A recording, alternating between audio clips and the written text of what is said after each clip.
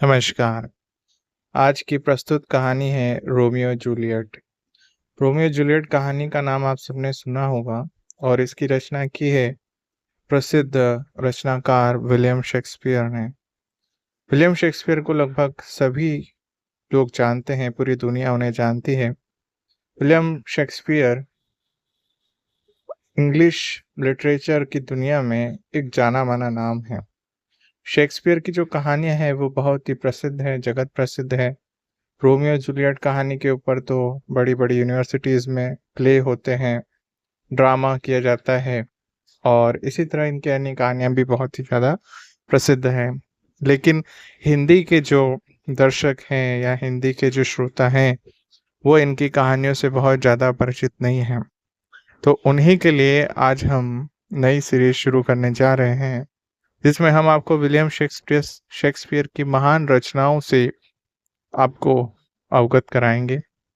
इसीलिए इसमें सबसे पहले हमने जो रचना ली है वो है रोमियो जूलियट, क्योंकि इसके बारे में आप पहले से ही जानते होंगे, जो कि एक अमर प्रेम कथा के नाम से भी प्रसिद्ध है। उससे पहले जो लोग विलियम शेक्सपियर के बारे में नहीं जानते हैं या कम जानते हैं, एक शॉर्ट उनका इंट्रोडक्शन हम आपको दे देना चाहते हैं। शेक्सपियर जिनका समय काल था 1564 टू 1616, यानी कि 1564 से 1616 ईस्वी। ये इंग्लैंड के महान नाटककार थे और कालिदास के भी इनकी तुलना की जाती है, जो भारत के महान नाटक शास्त्र के रचयिता हैं। शेक्सपियर की मृत्यु हुए लगभग 400 साल हो गए हैं, परंतु वे आज भी उसी प्रकार लोकप्रिय बने हुए हैं जिस प्रकार वह अपने समय में थे।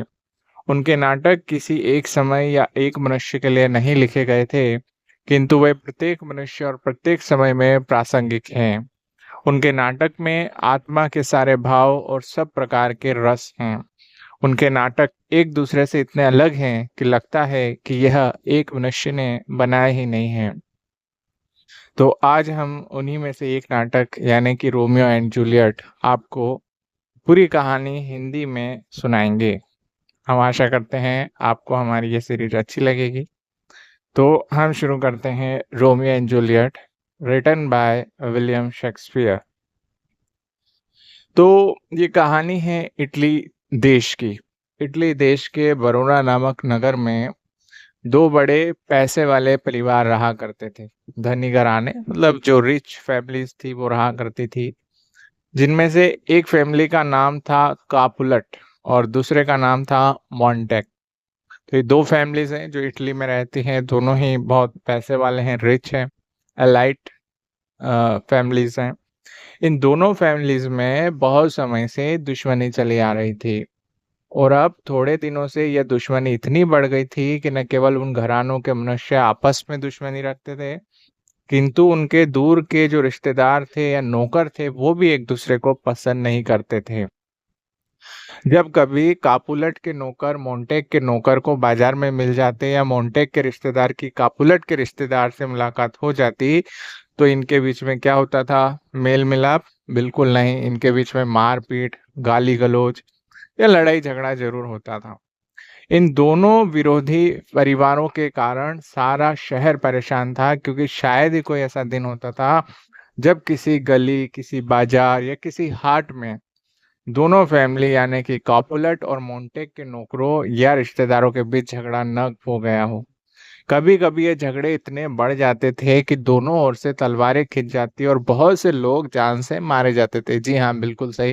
पहले जो दुश्मनी होती थी, पहले के समय में लोग एक दूसरे को मार भी दिया करते थे, इसमें कोई बड़ी बात नहीं मानी जाती थी। जान लेना एक सामान्य सी बात होती थी।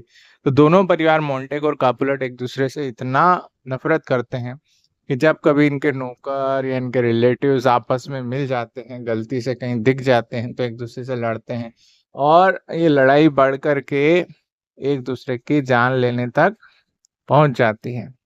अब इन सारी बातों से उस सिटी के, उस शहर के, उस देश के जो राजा थे, और शहर का नाम था वरोना और उसके जो राजा थे ड्यूक कहा जाता है उनको, तो ड्यूक जो थे उनको भी बहुत तकलीफ होती थी क्योंकि इन लड़ाई झगड़ों से नगर की शांति में शहर की जो शांति है वो भंग हो जाती थी। 2 परिवार हैं, दोनों आपस में एक-दूसरे को पसंद नहीं करते हैं, लेकिन इन सब की वजह से पूरे शहर की बदनामी हो रही थी।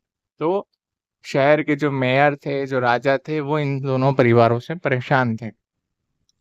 एक बार कापुलट वंश के जो लीडर थे, जो मुखिया थे, उन्होंने अपने यहाँ पे एक पार्टी ऑर्गेनाइज़ की और इस पार्टी में उनके जितने भी फ्रेंड थे, जितने भी रिश्तेदार थे, सभी को बुलाया। इस मौके पे इस शहर के बड़े-बड़े जेंटलमैन और लेडीज़ जो थी, वो वहाँ पर गई उस पार्टी में। किसने रखी है? कापुलट ने। और कापुलट कौन परिवार से आते हैं, इसके बारे में आपको थोड़ा और आगे स्पष्ट होगा। तो कापुलट के यहाँ पे पार्टी रखी गई थी और पूरे सिटी के आस-पास के शहर के लोग भी वहाँ पर आए थे, जो कि उनके रिश्तेदार थे या उनकी पहचान वाले उनके दोस्त थे। सभी को वहाँ पे बुलाया गया था, लेकिन किसको नहीं बुलाया गया था? मोंटेग को। ये वही मोंटेग है जिनसे इनकी दुश्मनी है। कापुलेट और मोंटेग 2 परिवार हैं, संपन्न हैं, लेकिन दोनों एक-दूसरे को पसंद नहीं करते हैं। कापुलेट ने एक बहुत बड़ी पार्टी रखी है, लेकिन वहाँ पे इन्होंने मोंटेग फैमिली को नहीं बुलाया है। इन मेहमानों में अब जितने भी मेहमान आए थे, इसमें एक बहुत ही सुंदर लड़की थी जिसका नाम था रोज़लिन और इस लड़की पे इनके विरोधी जो हैं, इनके दुश्मन जो हैं, उस परिवार के एक लड़के की नज़र थी। ये लड़का और कोई नहीं था, ये था रोमियो। तो रोमियो इस लड़की को पसंद करता था, लेकिन दिक्कत वही है जैसा कि हर एक लव स्टोरी में होती है, दोनों परिवार आपस आपस में एक-दूसरे के दोस्त नहीं हैं। एक-दूसरे को ये पसंद नहीं करते हैं, एक-दूसरे की जान के दुश्मन हैं। तो रोमियो क्योंकि उस लड़की को पसंद करता था, अपने दुश्मन की बेटी से प्यार करता था, उससे शादी करना चाहता था। लेकिन यहाँ पे प्रॉब्लम ये थी कि लड़की जो थी, वो रोमियो को पसंद नहीं करती थी। रोज़लिन लड़की है, रोमियो लड़का है, दोनों के परिवार आपस में दुश्मन है। रोमियो रोज़लिन को पसंद करता है, बट रोमियो को रोज़लिन पसंद नहीं करती। जब कभी रोमियो रोज़लिन के पास जाता, वह उसका स्वागत नहीं करती, वेलकम नहीं करती कभी भी रोमियो का।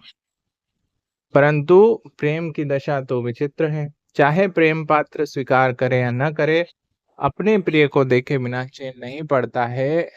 प्रेमी प्रेमिकाओं में प्रॉब्लम ये होती है, जब वन साइडेड लव होता है, आपको कितना भी दुत्कारा जाए, आपको भगाया जाए, लेकिन आप अपने क्रश के पास जाना चाहते हैं, उसके दर्शन करना चाहते हैं, यही दशा रोमियो की है। रोज़लिन उसको मना करती है, लेकिन वो मानता नहीं है, बार-बार उसके मिलने का बहाना ढूँढता है, कैसे न कैसे उस तक पहुँचता है या कोई पत्र उसके पास भिजवाता है। यही हाल रोमियो का था, रोज़लिन के नफ़रत करने पर भी उसकी जो इमेज थी, वो रोमियो के दिल में हमेशा रहती थी और रोज़लिन का जो चित्र था, रोमियो की आँखों के सामने हमेशा चलता रहता था। रोमियो का एक दोस्त था जिसका नाम था बेनवोलियो, उसको रोमियो की हालत पे बहुत तरस आता था। वन साइडेड लव में जो भी लवर होता है, उसकी हालत पे हम सबको तरस आता ही है। तो रोमियो का जो दोस्त था, उसको भी उसकी हालत पे बहुत तकलीफ होती है, बहुत दुःख होता है कि रोमियो क्यों वन साइडेड लव में खुद को परेशान कर रहा है। अब रोमियो का जो दोस्त है बेनवोलियो, वो उसे समझाता है कि जो स्त्री तुमको स्वीकार नहीं करती है, उससे प्रेम करना मानो बंजर ज़मीन में बीज बोना है। लेकिन जैसा कि हमेशा होता है, वन साइडेड लवर को बातें समझ नहीं आती। रोमियो की समझ में भी एक बात नहीं आई। अंत में बेनवोलियो ने विचार किया कि जिस रात को कापुलेट के यहाँ पे पार्टी हो रही थी, रोमियो से कहा कि देखो भाई, आज कापुलेट के घर पे पार्टी है, सारी सुंदर-सुंदर लड़कियाँ वहाँ पे आएँगी। तो सबसे अच्छी बात ये है कि हम तुम आज वहाँ पे चलते हैं, तुमको पता चल जाएगा कि जिस लड़की रोज़लिन के ऊपर तुम मोहित हो, जिसको तुम पसंद करते हो, वो उतनी हसीन नहीं है। दुनिया में बहुत लड़कियाँ हैं उससे अच्छी-अच्छी, तुम किसी को भी पसंद कर लो। रोमियो को अपने दोस्त की इस बात पे बिल्कुल विश्वास नहीं होता है, परंतु ये सोच के कि पार्टी में जाने से वह अपनी क्रश को यानी कि रोज़लिन को एक बार और देख सकेगा। तो ये दोनों वहाँ पर अपना वेश बदल कर जाते हैं क्योंकि इन्हें वहाँ पे जाने की परमिशन नहीं है। क्यों नहीं है? ये आप कमेंट बॉक्स में लिख के बताइएगा। परमिशन इसीलिए नहीं है कि कापुलेट और मोंटेग वंश के बीच में दुश्मनी है।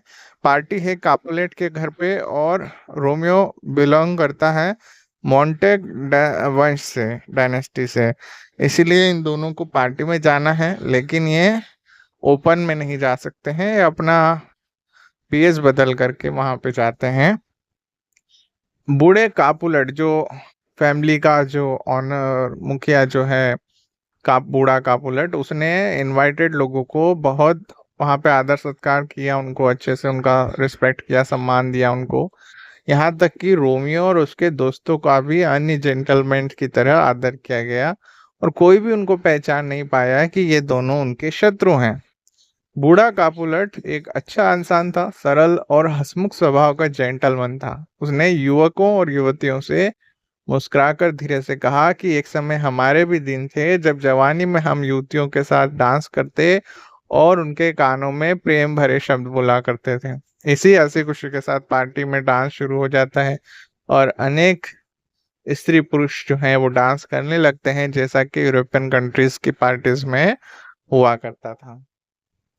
जिस समय डांस हो रहा था, रोमियो ने एक बहुत सुंदर युवती को डांस करते देखा। ये जो युवती थी, ये जो लड़की थी, इसको देखते ही रोमियो का मन जो है वो भटक गया, विचलित हो गया और कहने लगा, हाँ, यह तो दीपक की लौ से भी अधिक चमकीली है। रात के समय में ऐसा लग रहा है कि मानो बहुत काला पुरुष अपने सिर पे कोई मणि धारण किए हुए है। यह रूप तो छुपा कर रखने लायक है। धरती में इंद्रलोक की अप्सरा का क्या काम। अन्य लड़कियां कौवों के समान हैं, जिनमें यह निरुपम अद्वितीय महासुंदरी कबूतरी के समान नृत्य कर रही है। इस नई सुंदरी को रूप के देखकर रोमियो उस पे मोहित हो गया था, और उसे अन्य स्त्रियां उसके सामने नहीं के बराबर लग रही थी। रोमियो ने नई लड़की देखी और वो लड़की रोमियो को बाकी सभी लड़कियों से बहुत ज्यादा सुंदर लगी। हालांकि रोमियो यहाँ पे एक और दूसरी लड़की के लिए आया था, पर अब इस लड़की को देख के उसका मन बदल जाता है, और ये लड़की कौन थी वह आगे पहचान जाएंगे, जान जाएंगे। जिस समय रोमियो इस प्रकार प्रशंसा कर रहा था, तभी बूढ़े कापुलेट के, जिसने पार्टी ऑर्गेनाइज करी थी, उसका भतीजा था टाइबल्ट।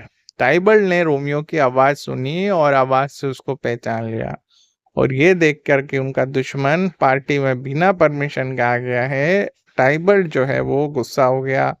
टाइबल्ट ने बेचारे रोमियो को तलवार से मार डाला होता, परंतु उसके चाचा ने, जो एक शांत दिल का और अच्छा इंसान था, बीच बचाव कर दिया, क्योंकि वो नहीं चाहता था कि पार्टी में मेहमानों के सामने झगड़ा हो और पार्टी खराब हो जाए। दूसरा, रोमियो बहुत ही सभ्य था। सारे शहर के लोग उसकी तारीफ करते थे। गुस्से हुए टाइबल्ट इस समय तो कुछ नहीं कर सका, परंतु उसने कसम खाई कि वह इस पापी मोंटेग अर्थात मतलब कि रोमियो से मौका पाके बदला जरूर लेगा, क्योंकि उसने पार्टी में आकर उस पार्टी को अपवित्र कर दिया था। तो यहाँ पे दुश्मनी फिर से सामने आई है। टाइबल्ट जो कि कापुलेट का भतीजा है, वो रोमियो को धमकी देता है कि भाई तू बाहर निकल, मैं तुझे देख लूंगा, तू हमारी पार्टी में बिना परमिशन के कैसे आ गया। जब ये डांस खत्म होता है तो रोमियो धीरे से उस जगह पे पहुंचा जहां पे वो सुंदर लड़की खड़ी थी। चुपके से उसके हाथ को छू के बोलता है, हे सुंदरी, तुम्हारे हाथ तो तीर्थ के बराबर हैं। यदि मुझे यात्री के छूने से अपवित्र हो गए हों और इस कारण मुझे पाप लग गया हो, तो मुझे आज्ञा दो कि मैं तुम्हारे हाथों का चुंबन लूं और अपना प्रायश्चित कर लूं। वो सुंदर लड़की हंसती है और कहती है कि है तीर्थ यात्री, तुम्हारी भक्ति तो बड़ी ही विचित्र है। यात्री लोग तपस्वी लोगों के हाथों का चुंबन नहीं करते, किंतु उनको केवल छूते हैं। तो यहाँ पे एक इनके बीच में बातचीत चलती है, हंसी मजाक में चल रही है अभी तो। रोमियो कहता है, तो क्या तपस्वी और यात्रियों के होठ नहीं होते हैं? सुंदरी कहती है, लड़की कहती है, चुंबन करने के लिए नहीं होते, बल्कि प्रार्थना करने के लिए होते हैं। रोमियो कहता है, हे देवी, यदि यह सच है तो मेरी प्रार्थना स्वीकार कीजिए और मुझे निराश मत कीजिए। जब यह रहस्य की बात हो रही थी, उसी समय उस लड़की की माँ ने किसी काम के लिए उसे बुला लिया। उसका नाम पूछने पे रोमियो को मालूम हुआ कि यह कापुलेट की जो प्रिंसेस है, इसका नाम है जूलियट। तो यहाँ पे जो नायिका है कहानी की, हीरोइन जो है, उसकी एंट्री होती है। यह लड़की कोई नहीं थी बल्कि ये थी जूलियट। रोमियो को यह सुन के बहुत दुख हुआ कि जिस लड़की पे वो मोहित हो चुका था वो उनके दुश्मन की लड़की है। परंतु इतनी देर में रोमियो के दिल में इतना प्रेम उत्पन्न हो चुका था कि केवल परिवार की दुश्मनी के कारण वो उससे अपना मन नहीं हटा सकता था। इसी प्रकार जूलियट को भी रोमियो का नाम जानकर बहुत कष्ट हुआ, बहुत दुख हुआ, क्योंकि रोमियो की तरह जूलियट भी प्रेमातुर हो गई थी। और जहां उन दोनों के अन्य रिश्तेदार एक दूसरे से दुश्मनी कर रखते थे, वहीं वे दोनों एक दूसरे से प्यार करते थे। इन सब बातों में आधी रात हो गई और रोमियो अपने दोस्तों सहित कापुलेट के घर से चल दिया। परंतु थोड़ी देर में बनवोली और साथियों ने देखा कि रोमियो उनके साथ नहीं था, क्योंकि वह अपना मन जूलियट में लगा चुका था और वह अपनी प्रिया के घर से जाना नहीं चाहता था। इसलिए वह दीवार को फांद के उस बगीचे में जा पहुंचा जहां जूलियट के सोने का कमरा था, मतलब उसके बेडरूम तक। वहां थोड़ी देर वो जूलियट को निहारता रहा। इतने में जूलियट ने अपने कमरे की खिड़की खोली तो रोमियो को ऐसे लगा जैसे पूर्व दिशा में सूरज का उदय हो रहा है। चांद की ओर देख के रोमियो ने मन में कहा कि देखो, जूलियट की चमक को देख के चांद भी जलन के मारे फीका पड़ गया है। ये बिल्कुल टिपिकल जो प्रेमी वाली स्टाइल है, रोमियो स्टाइल है, वो उसमें बात हो रही है। जब जूलियट अपने हाथों पे मुंह रखे खिड़की में खड़ी हुई थी तो रोमियो ने कहा कि यदि मैं उसके हाथों की हथेली होता तो आज इन मधुर स्थानों का स्पर्श करके अपना जीवन सफल कर लेता। सारी टिपिकल लवर वाली बात हो रही है। अब जूलियट के दिल में भी जो प्यार था वो बहुत ज्यादा बढ़ चुका था रोमियो के लिए। इसलिए उसने एक ठंडी सांस ली और कहा कि हाय। रोमियो ने यह शब्द सुना और चुपके से बोला, हे देवी, एक बार और बोलो, क्योंकि तुम्हारा जो स्वर है बहुत ही मीठा है। मुझे तो तुम साक्षात स्वर्ग की देवी लग रही हो। जूलियट को यह भी पता नहीं चला कि कोई उनकी बातें सुन रहा है, इसलिए उसने कहा, हे रोमियो, तुम कहाँ हो? हे रोमियो, तुम मेरे लिए अपना नाम और अपने पिता का नाम बदल दो। ऐसा क्यों कह रही है? क्योंकि वो जिस परिवार से बिलोंग करता है वो इनके परिवार के दुश्मन है। तो रोमियो को कह रही है कि अपना नाम और अपने पिता का नाम बदल दो। हे रोमियो, मेरी भलाई के लिए अपने परिवार को छोड़ दो। यदि तुम ऐसा नहीं करोगे तो मैं अपना परिवार छोड़ दूंगी। रोमियो ने अपनी प्रिया की मधुर आवाज सुन के कुछ कहना चाहा, परंतु और सुनने की इच्छा से वो चुप रहा। और जूलियट प्रेम भरे शब्दों में कहती रही कि रोमियो, तुम मोंटेग नाम को छोड़ दो और मुझे स्वीकार कर लो, क्योंकि मोंटेग और कापुलेट फैमिली में दुश्मनी होने के कारण जब तक रोमियो मोंटेग था और जूलियट कापुलेट थी, उन दोनों की शादी होना पॉसिबल नहीं थी। इस रसीले और प्रेम भरे शब्दों ने रोमियो पे ऐसा असर डाला कि वह नहीं रह सका और बोल उठा, मानो जूलियट ने शब्द उसी से कहे थे। हे प्यारी, यदि तुम रोमियो नाम अच्छा नहीं लगता है तो मैं इसे छोड़ देता हूँ, और जो नाम तुम्हें सबसे अच्छा लगता हो उसी नाम से मुझे पुकारो, मैं वही रख लूंगा। चाहे प्रेमी कहो, चाहे प्यारा कहो, चाहे कुछ कहो। आधी रात के समय जूलियट अचानक सुनसान बगीचे में यह आवाज सुन के डर गई कि किसने चुपके से यहाँ आके मेरे मन के भाव को जान लिया। परंतु थोड़ी ही देर में वह अपने प्रियतम की यानी कि रोमियो की आवाज को पहचान गई। हालांकि उसने उसे उस रात को अपने पिता के यहाँ पहली ही बार देखा था। क्योंकि प्रेमी जन एक दूसरे की आवाज को तुरंत पहचान जाते हैं, तब जूलियट ने कहा, देखो, रात के समय दीवार फांद के तुम्हारा यहाँ आना ठीक नहीं है। यदि मेरे परिवार का कोई भी आदमी तुम्हें यहाँ देख लेगा तो तुम्हें जान से मार देगा। तो रोमियो जवाब देता है कि तुम्हारी आंखों में जितना डर है उतना उन लोगों की 20 तलवारों में भी नहीं है। यदि तुम प्यार भरी नजरों से मुझे देखो तो मैं उनकी दुश्मनी की कुछ भी परवाह नहीं करूंगा। उनसे दुश्मनी करके अपने जीवन को समाप्त करना अच्छा है, परंतु बिना तुम्हारे प्रेम के इस जीवन को जीना अच्छा नहीं है। जूलियट पूछती है, तुम यहाँ कैसे आए और तुम्हें किसने रास्ता बताया? तो रोमियो हंसकर कहता है, मुझे रास्ता बताने वाला मेरा प्रेम था, उसी ने मुझे रास्ता बताया है। हालांकि मैं मल्लाह नहीं हूँ, परंतु यदि तुम समुद्र के दूसरे तट पर होती और मैं इस तट पर, तब भी मैं समुद्र की लहरों की परवाह किए बिना वहां पहुंच जाता। इन शब्दों को सुन के जूलियट का मुंह शर्म के मारे लाल हो गया, क्योंकि उसके प्रेमी ने उसके मन का भाव जान लिया था। यदि संभव होता तो वह अपने शब्दों को लौटा लेती, क्योंकि प्रायः कोई स्त्री अपने प्रियतम से अपने प्रेम का हाल नहीं बताती है, उसे वास्तव में उससे कितना गहरा ही प्रेम क्यों न हो। परंतु कुछ समय तक वह जरूर उसकी प्रार्थना को अस्वीकार करती है। इसका कारण यह है कि स्त्रियां प्राय यह समझती है कि यदि वे अपने प्रेमी जनों से जल्दी प्रेम प्रकट करने लग जाएगी, तो वे उनको बिना किसी कठिनाई के मिल जाने से कम प्यार करने लगेंगे। परंतु जूलियट के पास तो इन सब बातों को करने का अवसर ही नहीं था। रोमियो खुद जूलियट के मुंह से उसके प्रेम का हाल सुन चुका था। इसलिए जूलियट ने बिना किसी बनावट के अपने प्रेम दर्शाने वाले शब्दों को दोहराया और रोमियो को कहा, अच्छे मोंटेक कह के पुकारा। मानो इस प्रेम ने मोंटेक नाम को भी, जिसने सारे कापुलेट वंशियों को बहुत नफरत दी थी, मधुर बना दिया था। जूलियट कहने लगी कि हे प्रिय, मैं भी आपसे प्रेम करने लगी हूँ। हालांकि लोग ऐसी बातों का मजाक उड़ाते हैं, परंतु आपने तो मेरे मन के भाव को जान ही लिया है। इसे यह मत समझिए कि जूलियट बेशर्म है, क्योंकि जो कुछ मैंने किया है प्रेम सागर में डूब कर किया है। मेरा प्रेम उन स्त्रियों से कहीं अधिक है जो प्रेम में चतुरता दिखाती है। यह सुन के रोमियो दुखी हो गया और ईश्वर की कसम खा के कहने लगा कि नहीं नहीं, मैं ऐसा पापी नहीं कि अपनी ही परम प्रिया पे बेशर्मी का दोष लगाऊं। इतने में जूलियट ने बात काट के कहा, नहीं नहीं, कसम खाने की जरूरत नहीं है, मैं तो तुम्हारी हो चुकी, तुम जो चाहो सो करो। इसके बाद उन दोनों प्रेमियों में अनेक प्यार की बातें होती रही। प्रेम कहानियों का कभी अंत नहीं होता है और एक कहानी से दूसरी कहानी इस प्रकार निकल आती है जैसे बाजीगर के थैले से चीजें। सच पूछो तो प्रेम बहुत विचित्र बाजीगर है जो इज्जत के लिए कुछ का कुछ कर दिखाता है।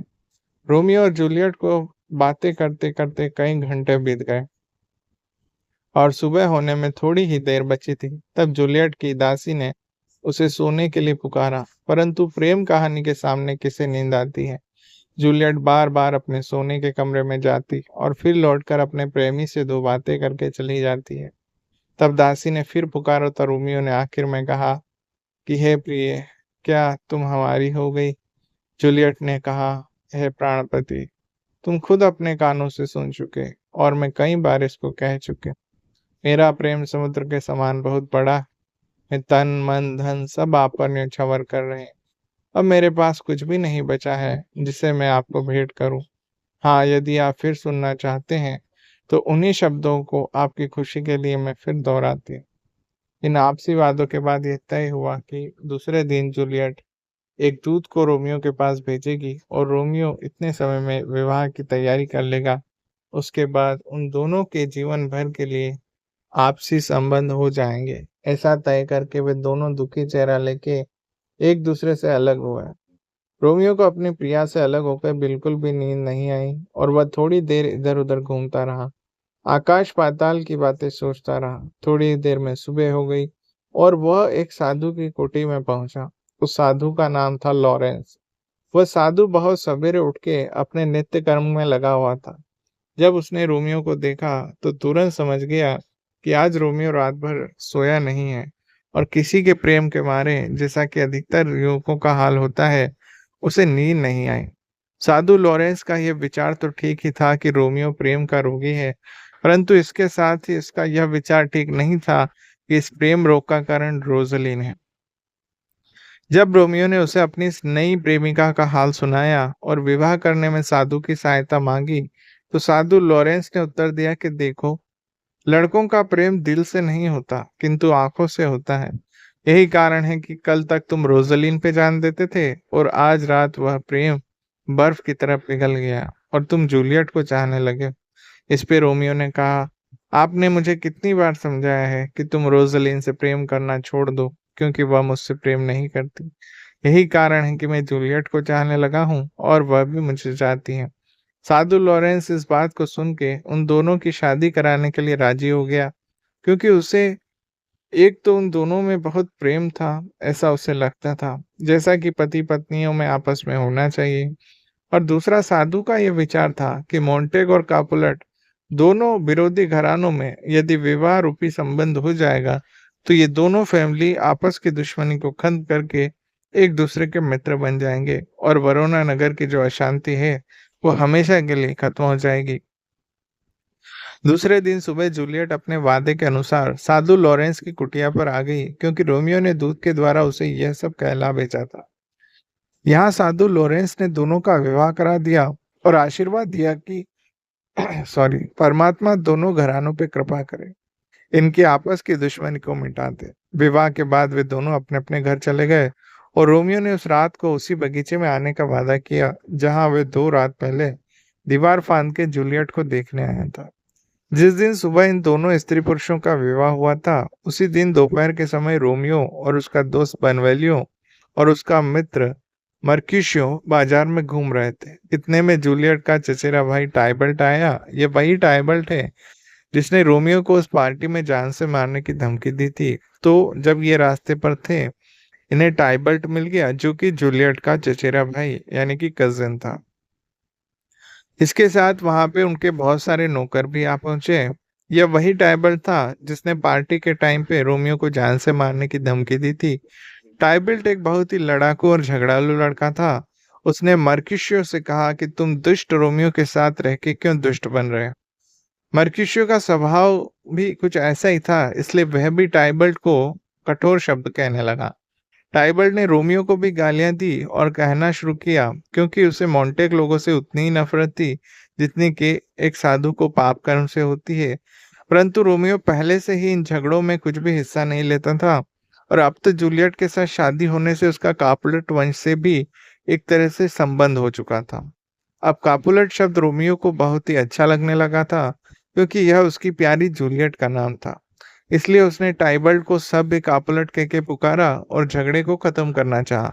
परंतु टाइबल्ट कब मानने वाला था। नतीजा ये हुआ कि मर्क्यूशियो और टाइबल्ट का झगड़ा इतना बढ़ गया कि मर्क्यूशियो घायल हो गया और अंत में रोमियो के दोस्त मर्क्यूशियो की डेथ हो गई। मर्क्यूशियो मर गया। रोमियो वास्तव में एक बहुत ही वीर पुरुष था। उसे अपने मित्र के मरने पर नहीं रहा गया और अंत में टाइबल्ट भी रोमियो के हाथों मारा गया। रोमियो का दोस्त मर्क्यूशियो जब मरा तो रोमियो ने गुस्से में आके टाइबल्ट को मारा और इतना मारा कि टाइबल्ट, जो कि जूलियट का यानी कि उसकी पत्नी का चचेरा भाई था, कजिन था, उसको रोमियो ने मार दिया। इस झगड़े की खबर सारे शहर में फैल गई और बहुत से लोग उस स्थान पे आ गए जहां टाइबल्ट और मर्क्यूशियो की लाशें यानी कि डेड बॉडीज पड़ी हुई थी। इस शहर का जो राजा था, वह भी दिन दहाड़े ऐसे झगड़े की खबर सुन के वहां आ पहुंचा और उसने ठान लिया कि चाहे जो भी हो, इन दोनों को पूरी पूरी सजा दी जाए, क्योंकि इन्होंने पूरे शहर में अशांति फैला रखी है। इतने में बूढ़ा मोंटेक और बूढ़ा कापुलेट भी उस स्थान पे अपनी पत्नियों सहित आ गए और दोनों गुस्से की आग में जलने लगे। ड्यूक ने बनवोलियो से, जो लड़ाई के समय वहां पे उपस्थित था, सारा हाल जानना चाहा। बनवालियो ने सारा हाल बिना रुके सुनाया, जिससे रोमियो के ऊपर आंच नहीं आई।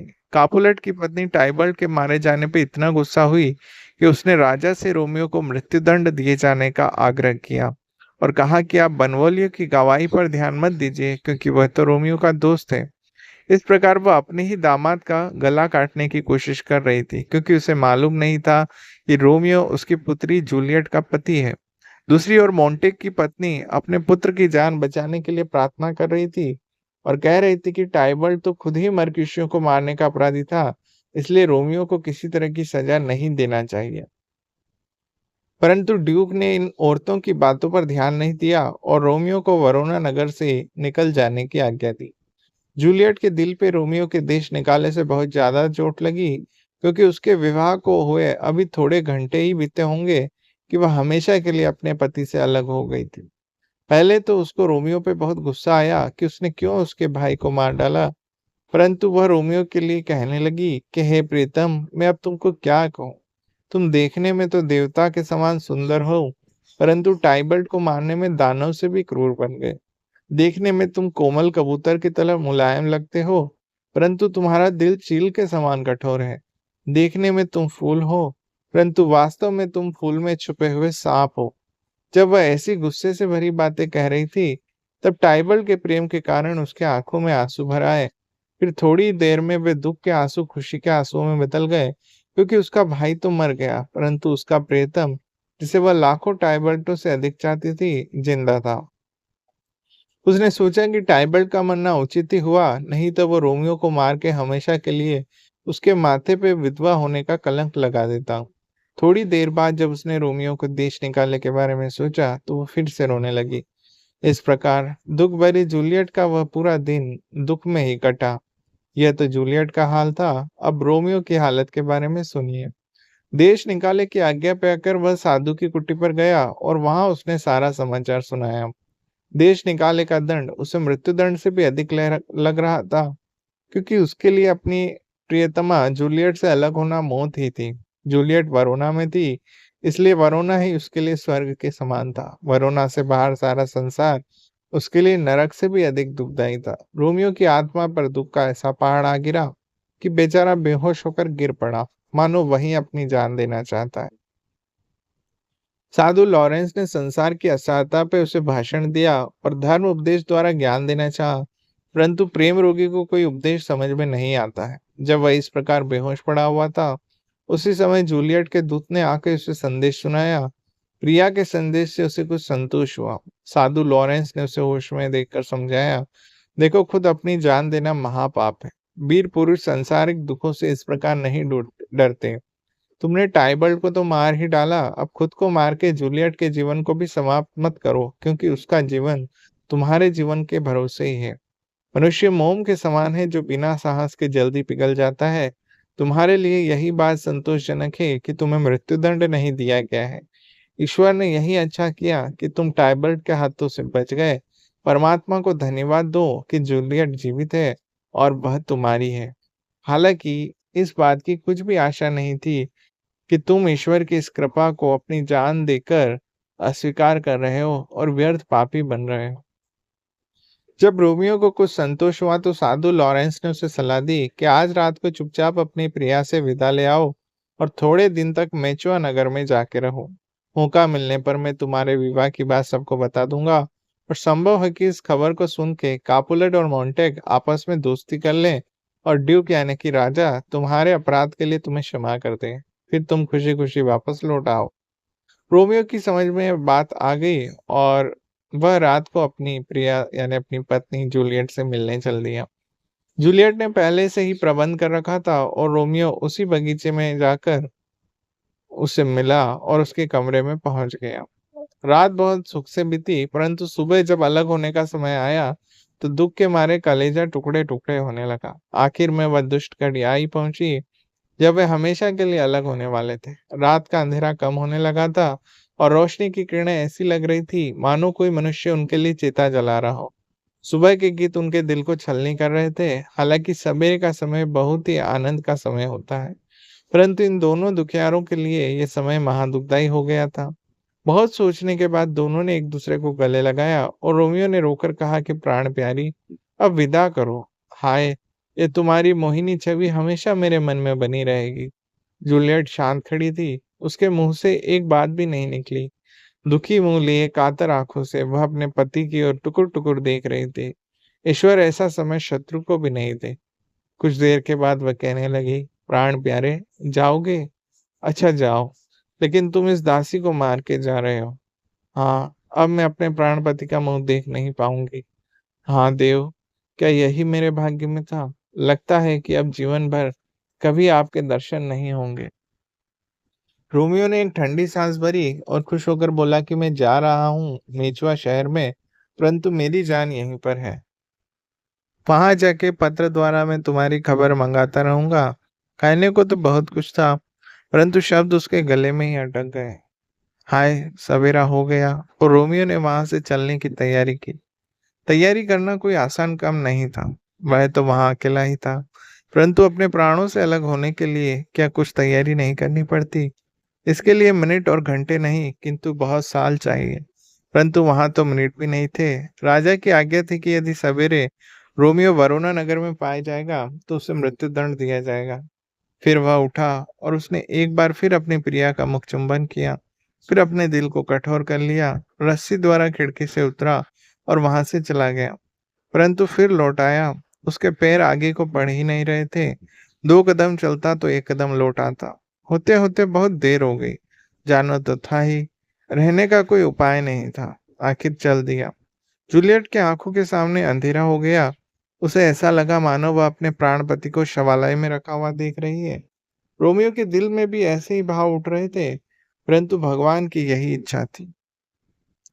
रोमियो के चले जाने के बाद थोड़े दिन जूलियट ने जैसे तैसे काटे, परंतु अब इससे भी भयानक मुसीबत आ पड़ी, जिससे निकलना उसके लिए कठिन ही नहीं किंतु जानलेवा हो गया। जूलियट को विवाह के लायक देख के उसके पिता बूढ़े कापुलेट ने विचार किया कि अब उसके हाथ पीले कर देने चाहिए। इसलिए उसने बरोना नगर के पास रहने वाले रूपवान सुयोग्य सज्जन पुरुष काउंट पेरिस को अपना दामाद बनाने का इरादा किया। सच पूछो तो काउंट पेरिस बहुत ही सज्जन पुरुष था, और यदि जूलियट का विवाह नहीं होता तो ये जोड़ा मिलाने के ही योग्य था।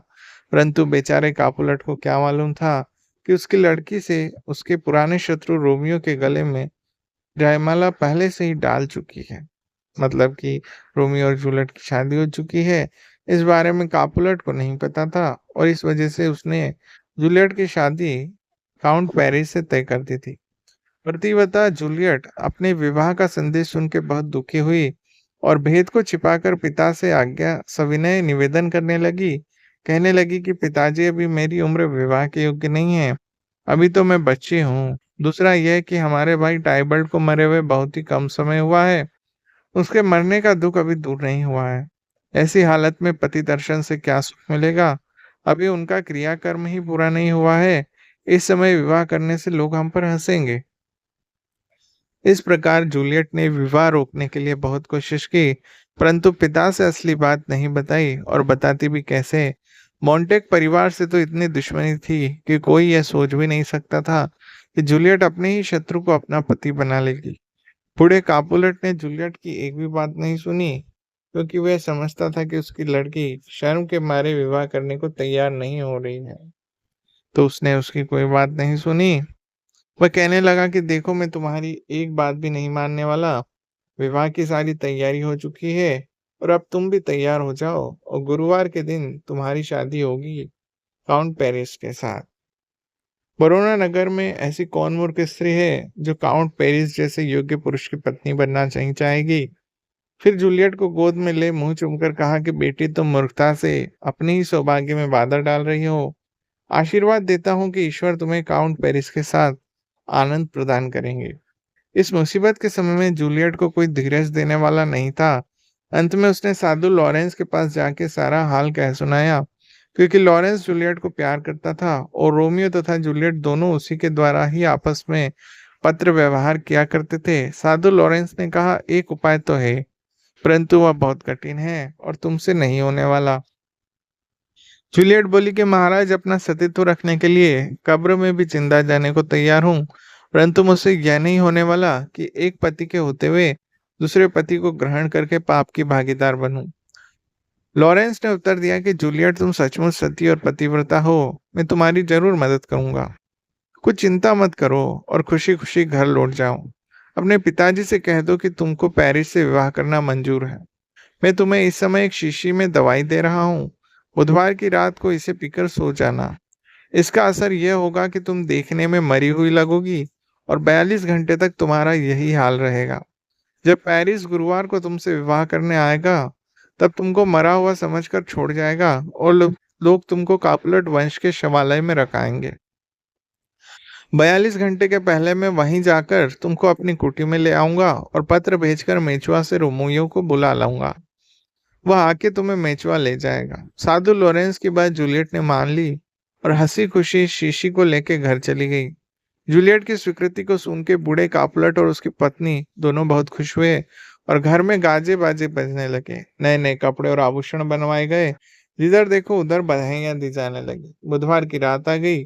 अब जूलियट मन में कहने लगी, हो न हो इस शीशी में जहर हो, जो लॉरेंस ने भेद खुलने के डर से मुझे दे दिया हो, क्योंकि उसने जूलियट का विवाह चुपके से कराया था।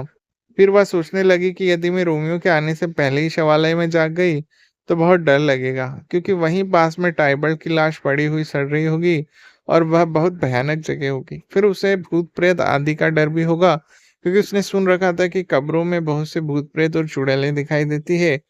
इसके बाद उसे रोमियो के प्रेम और पेरिस की नफरत का ध्यान आया, और यह सोचकर कि बिना इस शीशी के पिए सतीत्व जरूर नष्ट हो जाएगा, उसने उस शीशी से दवाई को पी लिया, और पीते ही वह बेहोश हो गई। जब दूसरे दिन सुबह काउंट पेरिस गाजे बाजे के साथ अपनी दुल्हन को लेने उसके कमरे में आया, तो उसे एक बहुत भयानक दृश्य दिखाई दिया, क्योंकि वहां परम सुंदरी जूलियट का पता नहीं था। उसके स्थान में उसकी लाश पड़ी हुई थी। हाय! पेरिस की सारी आशाओं का अंत हो गया। वह तो इसलिए आया था कि अपनी प्रिया को कपड़ों और आभूषणों से सजा देखकर अपनी आंखों को सफल करेगा, परंतु उसके स्थान पे आज उसकी प्रियतमा दुष्ट मृत्यु का ग्रास बन गई। पेरिस दुख के मारे जमीन पे पछाड़ खा के गिर पड़ा और सिर धुनने लगा।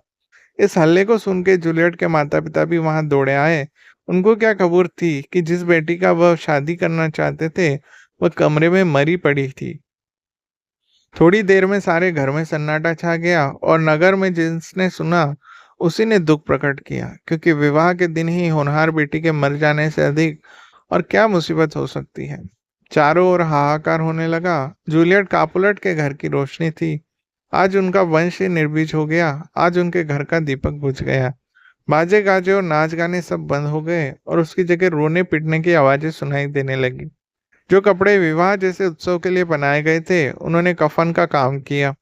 जो भिन्न भिन्न प्रकार की मिठाई और उत्तम खाने का सामान विवाह के उत्सव के लिए बनाए गए थे, वे मृत्यु भोज के काम आए। वे फूल जिनसे दुल्हन की सेज सजनी थी, जूलियट की कब्र पर चढ़ाए गए। पुरोहित तो वहां आया, परंतु विवाह संस्कार के लिए नहीं, किंतु अंतिम क्रिया के लिए। उसको लोग गिरजे में ले गए, परंतु विवाह कराने के लिए नहीं, किंतु मुर्दों की संख्या को बढ़ाने के लिए। बुरी बातें अच्छी बातों की अपेक्षा अधिक तीव्र होती हैं। अभी साधु लॉरेंस का भेजा हुआ दूत रोमियो के पास पहुंचा ही नहीं था कि उससे पहले ही उसे जूलियट के मरने की खबर मिल गई। इस समय रोमियो बहुत आनंद में बैठा हुआ था, क्योंकि उसने उस रात का यह सपना देखा था कि वह मर गया है और उसकी प्रिया जूलियट ने उसके शव पे आकर इस प्रकार उसके मुख का चुंबन किया कि वह फिर से जी उठा और महाराज हो गया। वास्तव में ये एक अजीब सपना था और वरुणा के दूत को देखकर उसने सोचा कि जरूर आज कोई शुभ समाचार मिलेगा, परंतु इसके बदले उसकी रही सही आशा भी जागती रही। जब उसे मालूम हुआ कि उसकी प्राण प्यारी ने प्राण त्याग दिए हैं और वह चाहे उसे कितना ही चुंबन करे, उसे जीवन प्रदान नहीं कर सकता, तो शोक के मारे घोड़े पे सवार होकर वरुणा को चल दिया। क्योंकि उसका इरादा था कि आज अंतिम बार कब्र में अपनी प्रिया को देख ले। मेचुआ के एक वैद्य से उसने बहुत सारा रुपया देके जहर खरीद लिया, ताकि प्रिया को देखने के बाद वह उसको खा के आत्महत्या कर ले, क्योंकि बिना प्राण प्यारी के संसार में रहना उसके लिए कठिन ही नहीं किंतु असंभव था। इतने दिनों तक वह केवल इसी आशा के सहारे जीवित रहा था कि किसी न किसी दिन जूलियट से उसकी मुलाकात होगी, परंतु अब उसकी सब आशाओं पे पानी फिर गया था। आधी रात के समय वह वरुणा नगर में पहुंचा और कापुलेट वंशियों के शवालय में जाके जूलियट की कब्र खोली। जब वह इस कार्य में लगा हुआ था, किसी ने दूर से कहा, दुष्ट मोंटेक, तुम क्या अनुचित कर रहे हो कि अपने शत्रु कॉपुलेटों की कब्र को अपवित्र कर रहे हो। इस आवाज को देने वाला काउंट पेरिस था, जो अपनी प्रिया की कब्र पर फूल चढ़ाने आया था। उसने समझा कि रोमियो अपने दुश्मनों की लाश पर कुछ अत्याचार करना चाहता है। रोमियो ने बहुत समझाया कि देखो, तुम उससे मत बोलो, नहीं तो तुम्हारा भी वही हाल होगा जो टाइबल्ट का हुआ। परंतु पेरिस ने एक नहीं सुनी और तुरंत उसको दुष्ट मोंटेक कह के पकड़ लिया। इस पे रोमियो को बहुत गुस्सा आया और दोनों में लड़ाई होने लगी। रोमियो ने काउंट पेरिस को मार डाला और उसे घसीट के जूलियट की कब्र में डाल दिया। जब जूलियट की कब्र खोली गई तो वहां उसकी प्राण प्यारी उसी रूप में लेटी थी, मानो वह अभी अभी सोई है। उसकी जैसी छवि जैसी की तैसी बनी हुई थी, मानो मृत्युदेव मोहित होकर उसे अपने घर ले आए हैं कि रोज देखकर अपनी आंखों को सुख देंगे। टाइबर्ट भी वहीं पड़ा था। उसे देखकर रोमियो ने कहा कि हे टाइबर्ट, तुम जूलियट के प्यारे थे, इसलिए मेरे भी प्यारे हुए। आज मैं तुम्हारे शत्रु को मृत्युदंड दूंगा। यह कहकर वह जूलियट के पास गया और उसके मुख का चुंबन करके रोमियो ने जहर पी लिया। रोमियो का जहर असली था, जिसके पीते ही उसकी आत्मा संसार से उड़ गई, परंतु जूलियट का जहर बनावटी था, जैसा कि हम ऊपर कह चुके हैं। अब 42 घंटे बीतने वाले थे और जूलियट के जागने का समय निकट आ गया था। साधु लॉरेंस ने सोचा कि अभी रोमियो के पास पत्र नहीं पहुंचा है और उसके आने में देर है तथा जूलियट शवालय में जाकर डर जाएगी, इसलिए वह फावड़ा आदि लेके उसको निकालने को चल दिया। परंतु वहां पहुंचकर उसे यह देखकर बहुत आश्चर्य हुआ कि लालटेन जल रही है और रोमियो और पेरिस मरे पड़े हैं। आगे चलकर जब उसने जूलियट को जागते देखा तो उसने कहा कि तुम जल्दी से इस बनावटी मौत से बाहर निकल आओ, परंतु इतनी देर में वहां बहुत से लोग आ गए, जिनको देख के डर के मारे लॉरेंस साधु वहां से भाग गया। जब जूलियट जागी और उसने देखा कि उसका प्राण प्यारा रोमियो हाथ में जहर का प्याला लिए मरा पड़ा है, तो वो समझ गई कि उसके प्रीतम ने आज उसके लिए अपनी जान दे दी है। अब जूलियट ने भी अपना सतीत्व दिखाने और पति के साथ मरने की ठान ली। पहले तो उसने प्याले में जहर को देखा, परंतु वहां कुछ भी जहर नहीं बचा था। फिर उसने रोमियो के होठों को चूसा कि शायद उसमें कुछ जहर मिल जाए। जब वहां भी आशा पूरी नहीं हुई, तो जब लोगों की भीड़ निकट आ पहुंची, तो वहां पड़ी एक तलवार को लेकर वो अपने पति की लाश पे मर गई। इतने में सब लोग वहां आ गए, क्योंकि काउंट पेरिस के नौकर ने रोमियो और पेरिस को लड़ते देखकर वहां से भागकर नगर में खबर दी थी। लोग रोमियो को पकड़ने आ चुके थे। कापुलेट और मोंटेक दोनों ने ही पेरिस, रोमियो, जूलियट आदि अनिश्चित शब्दों को सुना और बिना कुछ समझे वहां दौड़ा। लोगों ने साधु लॉरेंस को भागते देख के शक के कारण उसे पकड़ लिया। इस विचित्र दुर्घटना को देखने सभी वरोना निवासी लोग कापुलेट वंशियों के शवालय में एकत्रित हुए। उनमें नगर का राजा भी था। राजा ने लॉरेंस से पूछा कि तुम इसके विषय में क्या जानते हो और तुम भाग क्यों रहे थे। तब साधु लॉरेंस ने बूढ़े मोंटेक और बूढ़े कापुलेट के सामने गुप्त विवाह का सारा हाल सुनाया और कह दिया कि जूलियट रोमियो की पवित्र पत्नी है और रोमियो उसका सच्चा पति है। उसने यह भी कहा कि जूलियट को एक पति के होते दूसरे पति से विवाह करने के दोष से बचाने के लिए उसने उन्हें औषधि दी थी। रोमियो के आने के बारे में साधु लॉरेंस को पता नहीं था, क्योंकि उसका पत्र किसी कारण से रोमियो के पास नहीं पहुंचा था। यही हाल पेरिस के नौकर से मालूम हो गया, क्योंकि उसने इन दोनों को देखा था। रोमियो ने भी अपने पत्र में विवाह और उस रात को जहर खाने का लिखा था। इन सब बातों से स्पष्ट हो गया था कि बेचारा लॉरेंस जो कह रहा था वह सही था और उसने इनके मरने में कुछ भी सहायता नहीं की थी। लॉरेंस साधु छोड़ दिए गए और राजा ने कापुलेट और मोंटेक को समझाया कि देखो, तुम्हारी आपस की दुश्मनी ने तुम्हारे घरों का सत्यानाश कर दिया है। ईश्वर तुमको काफी सजा दे चुका है। अब इस लड़ाई झगड़े को छोड़ दो। ये दोनों बेचारे बहुत पछताए, परंतु अब पछताए होत का, जब चिड़िया चुग गई खेत। उन्होंने अपने किए का फल पाया, परंतु रोमियो और जूलियट के विवाह ने इन दोनों घरानों में मेल करा दिया और मोंटेग ने जूलियट का और कॉपलेट ने रोमियो का एक बहुत ही अच्छा स्मारक बनवा दिया। उस दिन से ये कथा रोमियो और जूलियट के प्रेम की प्रसिद्ध हो गई और बड़ी बड़ी यूनिवर्सिटी और कॉलेजेस में इसका प्ले किया जाने लगा और इन दोनों को इन सच्चे प्रेमियों की तरह याद किया जाने लगा। आपको ये कहानी कैसी लगी कमेंट बॉक्स में जरूर बताएं। अगर आपको पसंद आई हो तो लाइक करें, शेयर करें और सब्सक्राइब करना न भूलें। धन्यवाद।